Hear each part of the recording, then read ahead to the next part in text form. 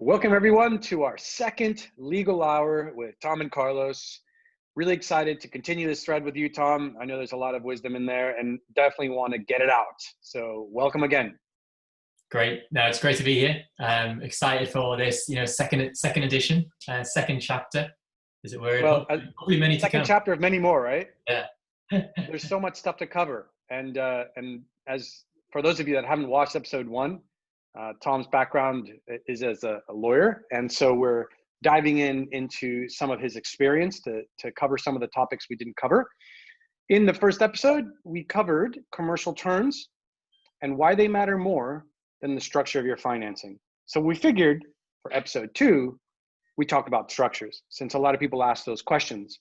The typical questions that we might get at times are like, is a convertible better than an ASA or a SAFE? Or when should I take equity rounds? And so the focus of this episode really is to talk about that and just define it. And then we'll have plenty of future episodes to go into more details about those terms.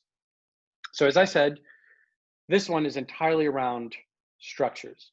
So just to help bookend the conversation, there is generally 2 categories of structures.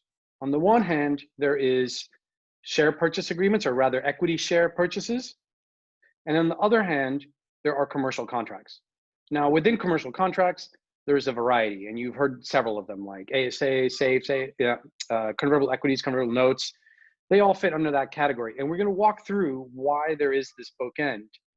But before we do that, we're going to cover probably one of the more important things that affect both of them, which is the jurisdiction of choice that you not only incorporate in, but in which you take your investment from. So Tom, let's kick off with jurisdictions and why they matter.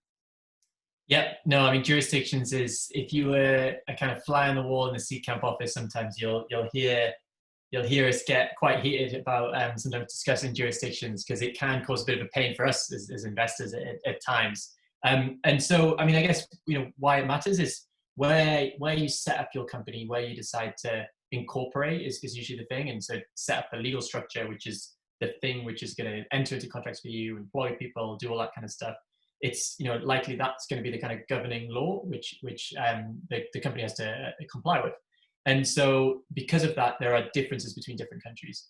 And so whilst we're based obviously in the UK, Seedcamp, so we see probably at least over half of our companies, or probably actually a higher proportion, are incorporating in the UK.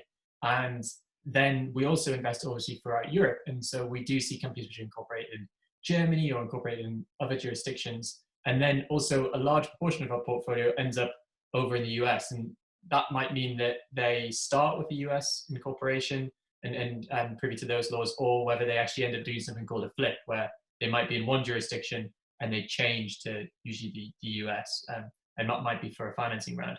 So why does this all matter? I guess is that the big question is that those rules by which the company has to comply will be dependent on that jurisdiction. So to give some examples, I think whilst we love Germany, and we've backed some fantastic companies there, and some wonderful founders, and particularly big fan of Berlin, great city. As a place to set up a company, in terms of the rules which that company has to go through, it's pretty archaic, really. I mean, there's a requirement if you're a company in Germany to get a lot of things kind of, if you're taking international money, get things notarized, which can add time. So that means that someone has to come around and prove that the person who's signing is the person they are. There's also we just did one of those right now, where we had to require a courier to get stuff signed. So totally. It's a kind of crazy thing, and I think I mean, I'm no expert on German law. I mean, like Carlos said, qualified as a UK lawyer, like English and England and Wales law, but some of the things in Germany is, I think that at the closing of the financing, at some point, the whole document has to be read out.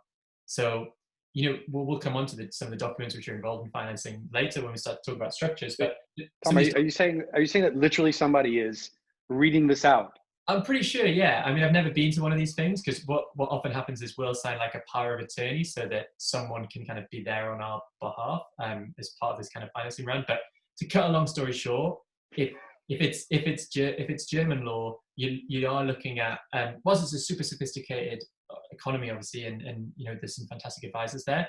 There is some steps which are going to probably take a little bit longer and are potentially going to be something which it's not only for that moment in time, it's also as the company evolves and develops that you're going to have to still comply with those rules. And some of the other things, I think, when you're thinking about jurisdiction as a founder, it's making sure that the country or the jurisdiction which you are incorporating in is ideally, well, there's various factors which need to be considered depending on where the company is and things, but ideally it's an area where there are advisors who are sophisticated. If you're going down the startup route, the venture funding route, which is sophisticated with acting with those companies. So that's why the UK does very, very well, because it has a very buoyant startup market, and a lot of well-known firms there who are experienced in dealing with like financings and startup needs, and the law is generally pretty kind of commercial and well established, and there's a lot of kind of like body of work which has kind of helped really establish it. And then similar in the US, I think if with the US again, fantastic system of advisors and people who can help there. So they're probably the two which we see the most. I mean, we're obviously based in UK, so we're probably like slightly biased in that sense. But then incorporating in other areas of Europe, totally possible. But I think you just need to be aware that some of the decisions, and it might be that there's a step after that where the company has to move into one of those jurisdictions, probably maybe UK. And these decisions aren't permanent, are they? You can change. It just involves cost and time. It just involves cost and time, and it's more. I think it's easy for us to say sweeping statements like Germany's a bit of a nightmare or something like that, but it's. Well, you said it. I didn't say it. You said it, Tom. Yeah, I'm going to be like kind of people are going to think I'm some kind of anti-Germany, but I'm definitely not. There is some things which are case by case, but I'm saying all things being equal, if you have an ability to choose between some of these jurisdictions, things like UK, US, they do have advantages longer term, because it's just they're a little bit more kind of potentially established with their kind of advisor network, and also probably most importantly, what we say to our founders is you want to put yourself in the best possible position to raise the next round of financing, and that it's just one less thing for maybe some of those investors to think about if you're incorporated in an area where they're familiar. So yeah, US. Well, let's unpack that a little bit, Tom, because I think on the one hand, certain jurisdictions have a brand, right? Like the Delaware Inc. It's almost a brand, global brand, and one of the things that we want to be mindful of is that different jurisdictions have different benefits to them, right? And as a founder, it's not a straightforward decision. It's not like Delaware Inc. has the best branding and therefore it's the best choice for me. There's so many other little things that you need to factor in. And Tom, you covered one of them, which is like the maturity of the legal counsel in that jurisdiction. Another one is some of the processes that you might need to enact as part of staying valid within that jurisdiction, and then the costs associated with that. And then another one is like some of the benefits that you're foregoing from maybe staying in a local jurisdiction, such as tax relief, benefits, R&D. And so this is a difficult and decision not to be made from just simply reading a blog post and being like, oh, that sounds great, let me do that.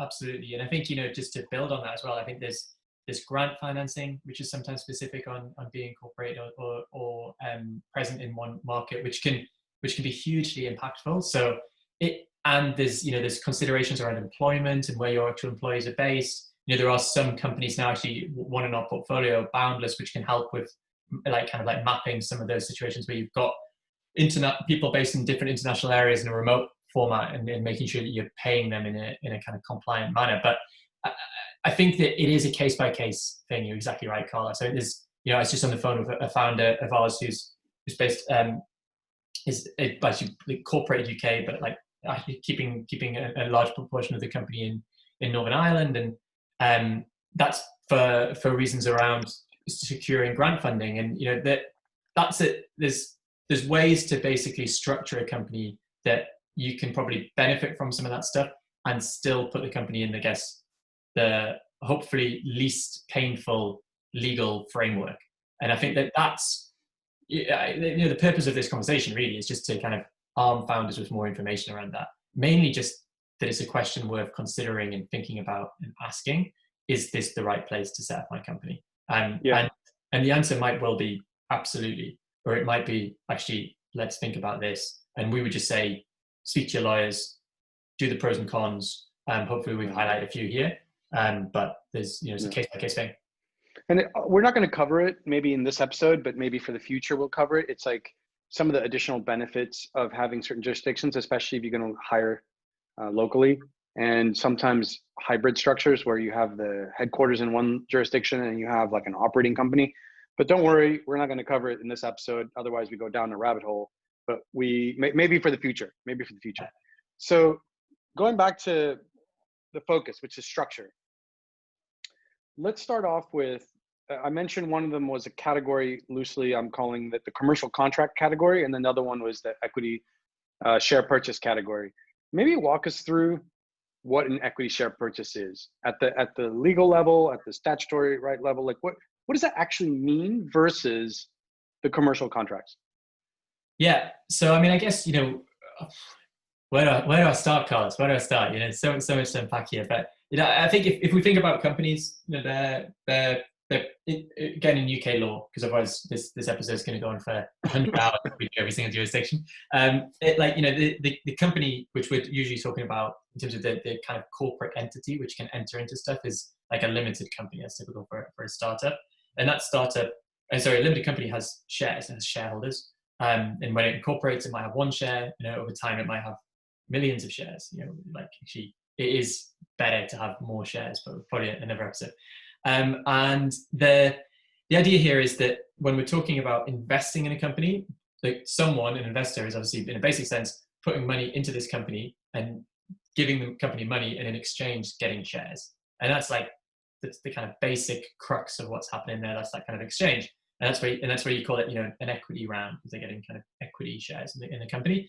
And the interesting thing about that is that creates, a few things in terms of once that individual becomes a shareholder, as Carl says, they have certain rights in connection with those shares in that company. And that company, as a limited company, also has, a rule book by which it has to operate, as its kind of separate legal identity which it has. So, it's why it's so important. Again, I guess we can get into the weeds in the detail, and we're going to talk about some other structures as well. But if I just think about if I'm a founder, it's like anything. It's like it's a major decision when you give someone any kind of rights to your company, but particularly if you're giving someone shares, that's there's some things there which are almost beyond your control, which they have a right to once they get those shares. And that's why when you see an equity financing, it's not you just get shares and you're like, okay, there you go, there's your 10 shares, there's your 100 shares, Mr. Investor. It's like, okay, here's your shares, and not only these rights which you have as kind of a baseline, but we're going to vary these rights and control these kind of rights in a kind of contract, which is usually called something like a shareholders agreement or a subscription agreement, and it'll enhance some of those rights, and it'll also kind of control some of those rights. So it's the goal with any kind of like legal drafting or structuring or anything, and it's kind of evolved over time, and the contracts which you enter into, the whole goal there is just to create certainty. It's just to create ideally a perfect map of if this then that, it's okay, if this happens then this happens, if this happens then this happens, and there's no uncertainty. If you just give someone shares, there's various ways which you could come to a resolution around what happens in certain circumstances, but it wouldn't be very clear. And that's why you have more documentation at these kind of financing rounds to create that certainty. So that's what the law is basically there to do. It's to help people transact increases. Maybe you can just give a concrete example of like a statutory right that people would have not expected explicitly, unless it's explicitly stated. I have one in mind, but maybe you have one that. Wait, I'll let you go if you want, Carlos. Oh man, no, I might get it wrong. That's why I'm embarrassed to go first, right? No, I think so. But I can jump in. Proratas. Let's talk about proratas. Yeah, no. Proratas is an interesting one. I think that there's certain rights that are enshrined in kind of like the Companies Act to do with obviously companies. Again, we're talking about in the UK, so it's quite interesting. When you see things like when people become directors in a company. So it's very interesting as a founder, you set up this company and then you become a director. Then you have rights which are enshrined in law, which you have to act upon, which are you privy to you becoming a director in a company. Same with investors who become directors, investor directors. They have these obligations which are put on them in law by virtue of that position of trust, because you're acting on behalf of the company and you have to act in the interest of the company and the shareholders, because the shareholders are further removed. So it's why it's something that when you get to the stage of issuing shares to outside investors, is why it's so important to have lawyers, to have counsel there who can walk you through this. It's nothing to be scared about. All these kind of like massive venture-backed companies have gone through this process, but it's just understanding what you're getting into, and because it kind of gets a little bit beyond what you might see on a piece of paper or a share certificate. The share certificate itself is like one side, but the rights which come with that are much greater, and some of those aren't immediately obvious. Yeah, the reason why I had brought up the pro rata one is because I guess it's just assumptions. Like maybe to highlight another assumption, if not that one, then another sort of assumption that people might have made, or that is also different than the US, for example. Yeah, no, I mean, pro rata is an interesting concept because it's one which is definitely close to our hearts as early stage venture investors. And it's the right that once you have shares in a company, if that company goes on to issue more shares, which would dilute you. So, if you'd had 100 shares and that person had 10 of those, and then they go on to issue some more shares, they would obviously be diluted. They have the right to be able to invest more money to receive more shares to kind of protect their shareholding. And it's something that, I wrote a blog post about this. It's something that investors fight hard for, to keep a hold of their pro rata right in the venture community, because we're in the interests of, once a company of ours starts to emerge as a winner, it's important that we're able to continue to follow on that company so that we can maximize the gains that we can get as investors. So it's, and that right in UK law to kind of do your pro rata, do your kind of, is enshrined in the Companies Act. And interestingly, it's often kind of disapplied, and in commercial senses, it is something that is fought over, and you can't just sit back and in practice rely on that. It's just like, okay, I'm going to get my pro rata every single time. Doesn't work like that. But the starting point is that, that has been put in place basically to avoid the situation of, people just investing in something and then get completely washed out. I picked on that one. I think I picked on that one as a good starting point to highlight how, you do need a lawyer to help you navigate through what those shareholder agreements are going to look like, because there's some things that are not even explicitly have to be written in, that they're already enshrined, as you said, within the local jurisdiction. And so the lawyer is going to help you navigate that. And as we talk about, I'm conscious that the more we talk about equity share purchases and all these things that we're flagging, it sounds like the worst thing ever. And, we're going to briefly talk about commercial contracts, but what are the pros? I mean, what are the good things about it? I mean, I'll kick one off. I mean, in the UK, you get a lot of, for very clear equity share purchases without any additional preferences or anything like that. One of the big advantages is that for new investors, they get tax relief. But maybe just walk through some of the advantages of just having a clean equity share purchase versus a commercial contract of any sort. Yes. I mean, this is a kind of point which we think about a lot, and we talk with founders a lot. I think, if you're looking at the pros, I think you hit the nail on the head there with one, which is this idea, particularly in the UK, where it's possible to do it under the kind of convertible structures, but it's cleaner and easier to do for certain investors who qualify, and certain companies which qualify, to get things like SEIS and EIS tax relief. But I think one of the other things which is a debate which has been out on kind of Twitter over the years in kind of VC circles, and we've definitely partaked in, is this idea that there's a certain amount of certainty with equity in terms of where everyone stands. Like you close an equity round and you issue shares to your investors, you can have a pretty clear cap table, a capitalization table of the company, which shows very, very clearly how many shares are held by investors, by founders. You probably have an option pool, and the valuation of the company is therefore fixed. I mean, it's, you can work valuation out one way from the front end, but also from the back end in terms of the pre-money and the post-money. And it's a point in time as a private company where you have a very, very clear picture, how valuable the company is, what that whole equity capitalization structure looks like. And you can say, right, this is our seed round, this is our pre-seed round, this is our Series A, and this is what it looks like. Whereas, and I don't know if we want to switch to talking about kind of like convertible structures now, but that's one of the criticisms of any form of convertible structure, that it's not as easy or as clear necessarily to have that very, very clear picture of the equity capitalization table, and really as a founder fully know exactly the dilution you've taken. Yeah, and I was going to rattle off a few other pros for equity, but I think that you nailed it. I think it comes down to clarity, really, because clarity at the cap table level provides clarity of governance, clarity on a liquidation scenario, clarity for employees and where they stand as a percentage basis. Like everything is just more clear, without the ambiguities that sometimes these commercial contracts have, because they're outstanding for a period of time. And I'm going to pause the conversation about time to get to a completed equity share purchase and cost associated with that. I'm going to pause that until we've covered commercial contracts, so we can then compare and contrast between the two. But now, migrating over to commercial contracts, I'm going to throw some of these names out. Feel free to go whichever order you want to.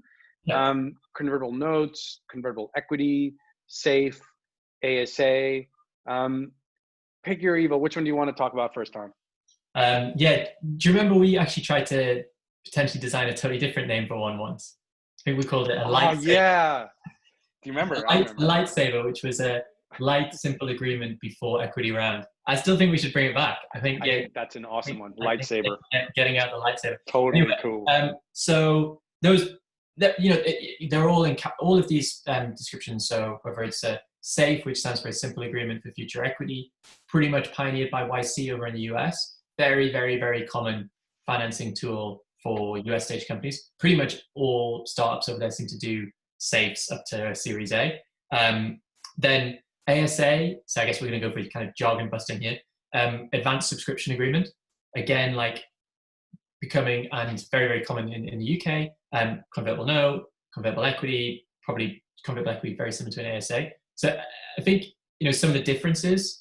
Generally, traditionally, kind of a convertible note would probably fall broadly more within what people thought of as debt. It's still the intention of all of those instruments is to convert into equity, is to kind of go basically allow a company to take money today, which in the future at the equity round, which we talked about before, which is probably say this ASA, SAFE, convertible note round, whatever it is happening now, and a company's raising 500,000.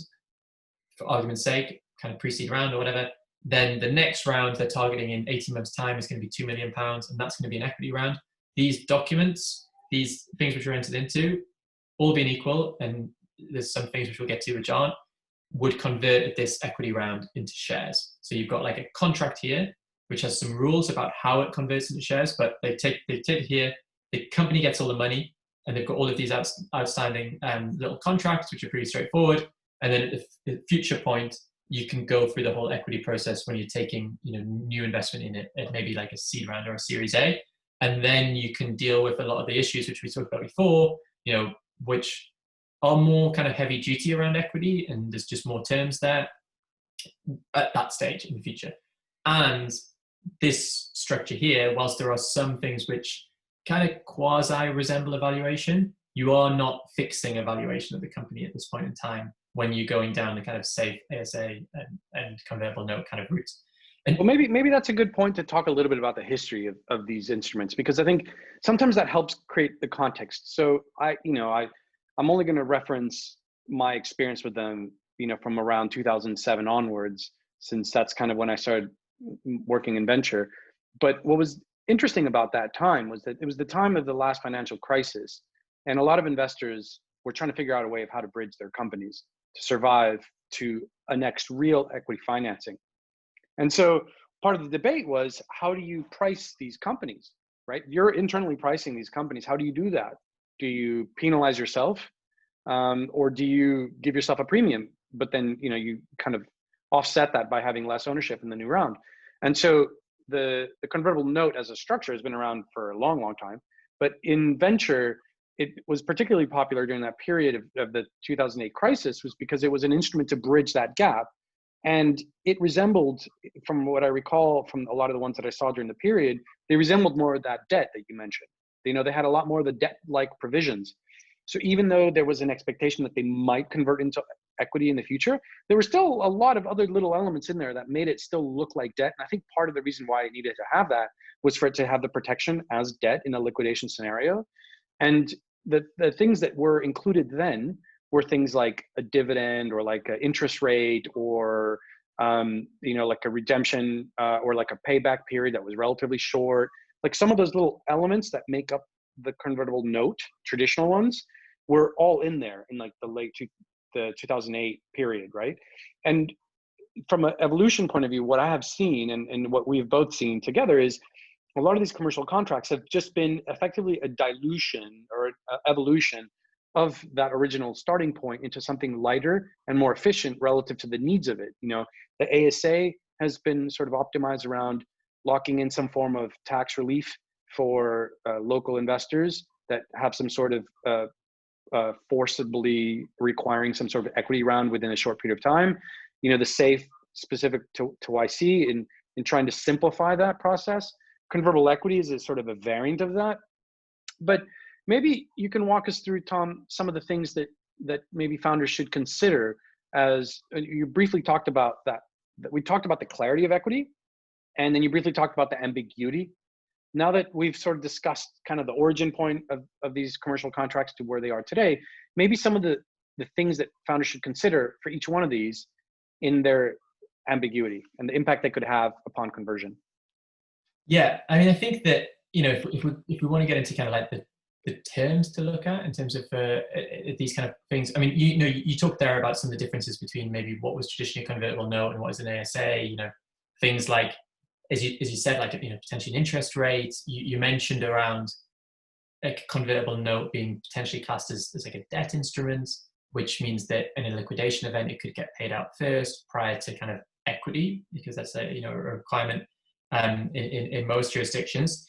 But then in terms of like, I guess, things to think about as a founder, there's a few, and again, I think there's a couple of blog posts we've written around this, but if you're looking at most of these instruments, they'll have a few kind of key economic clauses, which are really, really important. So because they will impact what this looks like from a dilution perspective when it converts. I mean, it's important to understand what could happen when it goes wrong, but mostly with sophisticated investors who are investing in this way, they recognize that this isn't giving them any really enhanced right in a liquidation. In reality, when there's no money, the company's failed. What they're more interested in and what the company should be probably more focused on is what happens when everything goes right and the company and the note converts. And usually it converts with some kind of a preferential like treatment to versus if the investor had just invested in that equity round 18 months later, which makes perfect sense because they're taking a lot more risk by investing 18 months earlier. So they should be rewarded in that sense. And so usually investors, they look for in these instruments like a couple of things. Often there'll be some kind of a valuation cap, which the name is what it says it does. It means that like in the event the company raises a valuation higher than the valuation cap, you would choose the valuation cap to get that investor that valuation, and so they would get a better deal effectively at the conversion.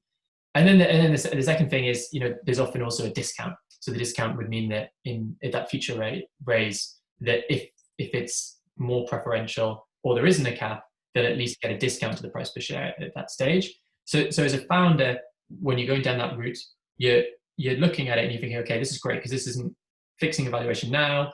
It's potentially something which is a quicker process to get convertible notes done, and you can do them unilaterally. So you can go to one investor and you can get like, it could be like 5 or 6 page piece of document and get that signed as a kind of commitment into the round. And then you can close, multiple of them generally on the same terms. But the challenge there is obviously understanding exactly what that looks like from your cap table, because you haven't issued shares. So what you probably want to do is create like a kind of a ASA holder or note holder or safe holder kind of register, almost like internally. That's what I think founders should do, which says, okay, this investor invested this much, and these are the terms, and this is the cap, this is the discount. And then you can, as a founder, start to get a sense of what this would look like in terms of dilution if everything goes well, and in reality, they probably all convert at this cap. So they're some of the things, I guess, to think about when you're considering. And that's what we were talking about earlier with regards to the ambiguity, right? Because like if you have a discount and you have a premium on the valuation that could potentially be where you cap the commercial contract, you have this ambiguous ownership state because you don't know what the conversion event will be. So you don't know exactly how much people own. Yes, you can kind of guess and you can take a good punt, but at the end of the day, that's kind of the ambiguity that we were talking about. And I think that that's partially the reason why, for those of you that haven't heard episode 1 of Legal Hour with Tom and Carlos, is that we talked about agreeing to commercial terms first.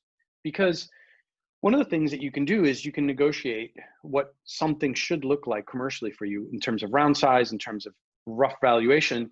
And you can then perhaps move that into a variety of different structures. And maybe, Tom, you can touch a little bit upon, like, for example, how you can commercially agree on something and then adapt it for one of these commercial contracts because you want to move faster, but with the intention that in 6 months, you're going to make it into an equity round anyway. Just maybe walk us through that, because just in case anyone's confused as to why we prioritize commercial contracts first rather than structure first. Yeah. No, I mean, I think that, I guess it's like with anything, right? When you're kind of striking some kind of a commercial deal, you're trying to understand what people want to get out of it. And then you negotiate to some degree, and then you agree on, headline terms. And that's where, term sheet often comes in, the phrase term sheet, because that will agree these kind of like headline terms. And often, the structure of that will be agreed at that point, but there are, there's blended structures you can do. There's all sorts of things which you can almost manipulate these things to suit what is the best thing for the company. So, an example of that might be, you might have a need to get cash in quickly. And so a convertible structure might be more suited. And the company might be very early, and you might think, actually, it's going to be quite ineffective for me to go down a full equity route and instruct, legal counsel in a detailed way. But you might then meet investors who are like, actually, we really want it to be an equity round. We're willing to invest a lot more money to be able to do that. Maybe it's because there are a lot of angel investors and they're going to get tax relief, or maybe it's because there's just a huge amount of interest in the company. That doesn't mean that you can't, very shortly after entering into this convertible note, open up an equity round. And then it might be more appropriate at that time where there's more capital there. There's more ability to be able to like cover costs of bringing on more kind of sophisticated advisors and spending longer time doing it, that you can do that. So you can kind of like again, the purpose of this conversation, the purpose of the content we put out there, the purpose of the conversations we have with founders are just to kind of arm founders with more information so that they can make the most informed decisions. And no one should be afraid of any of these structures. They're all very well like trodden paths that other founders have gone down, and they're all tools from which to use. But I think that the main thing, while saying you could do lots of these different things and you can structure things in different ways, I do think it's optimizing for a couple of things in my view. One, usually speed. I think that there's very few founders I meet who don't want to get rounds closed quickly. I think that's, it's always as quickly as possible. So I think that's an important consideration when thinking through how you're going to structure your round as a founder, so you can get money in the bank, close it out, and just get it done and get on with the stuff which you're meant to be doing, which is obviously building a fantastic company. Then I think, and we touched upon this before, like simplicity. I do think that it goes with speed. I think that the simpler the structure, the clearer, the easier it is for you as founders to understand, and the easier it is to explain to other investors. And therefore it goes to the kind of like speed of being able to close. And then I think, simplicity, and then kind of this clarity point as well. I think, having a clear idea of where you are at this point in time. I think everything with startups is kind of like milestone based and thinking in different chunks of time. When you're at this kind of like very, very early stage and you're raising your first round, you want to just draw a ring around that and say, this is this moment in time. This is exactly how much the company's worth, or whether this is how much we raised on convertible notes at this cap, whatever it is, that's your round, and it's done and it's fixed in a period of time. You can then go back, to building, to selling, to generating revenue, to doing whatever you're doing, whatever, like in terms of building the company. then when you go out to raise again, it's a new process. It's a new structure. It's a new way of like fundraising, and you know, a different structure might be suitable for that time. And there might be kind of shades of grey in between where, you know, things like at the moment, you know, we're obviously going through an extraordinary kind of economic situation, and you know, things like the Future Fund have come out, which are providing another structure which is great for certain companies who might want to bridge financing in between, you know, the traditional use of convertible notes. But again, I think, you know, if you can optimize around those few areas of like speed, you know, and simplicity and kind of like certainty, then I think you won't go far wrong. Yeah, and I think that brings me to the final point, which is time and cost. And you just mentioned speed and simplicity, and speed and simplicity usually have an impact on time and cost. So rank them most cheapest to most expensive on the basis of time and cost. Yeah, I mean, I think that there's definitely been some movement in this over the years, you know, over the like 6 or 7 years I've been in venture kind of investing. But still, I think, you know, it rings true that for the majority of time, some kind of advanced subscription, say convertible note, whatever, on that kind of contractual relationship rather than issuing shares is generally a little bit more straightforward and therefore less paperwork involved and quicker. And you know, that's why about 4 or 5 years ago, Seedcamp, we moved actually to doing all of our pre-seed deals on kind of convertible instruments versus we used to do on equity. And the reason why is because of some of the things we talked about before. When you issue shares, you go down an equity round route. There's just a few more moving parts. There's a few more documents. There's more things for your legal team to kind of walk the founders through and to explain and to potentially negotiate. And because that takes longer, generally that comes with a higher cost because, you know, most, or just added complexity adds cost. So that's that kind of the short answer. The kind of longer answer is there's been a lot of movement now in the equity rounds, and I think that if you have a group of investors who know what they're doing, is sophisticated in that market, and either lawyers or even some of the platforms which are emerging now, such as Seed Legals, where we're also an investor, then you can get equity rounds done very quickly as well now. I just think that with the benefit of the clarity. With the benefit of the clarity, I think the challenge with the equity round is I still think, you know, there is complexity. There is more complexity. I think it just in terms of the rights and the obligations which exist. And so that's why traditionally, it's kind of why, you know, and we went through this before, in the US, that market has revolved at the earlier stages around, you know, doing these kind of like safe agreements or some kind of convertible note, because some of this stuff is just better dealt with when there's slightly more money at stake and, you know, slightly more kind of fee coverage and a bit more time being able to be taken. But, you know, I think there's, you know, it's like anything. It's like anything when it comes to considering legal things or structuring or any of these like kind of hairier, less sexy topics in many ways. There's no hard and fast rule. You know, there are various different ways to do it, and there are kind of pros and cons of both. And so, you know, there has to be kind of almost a case by case decision. Yeah. Well, with that, guys, want to wrap up just by simply saying, even though you've heard the pros and cons of each, you know, we just wrapped up kind of talking about time and money, and it makes it sound like the commercial contracts are the best. No, take advice from a qualified lawyer in your local jurisdiction to figure out what's the best one for you.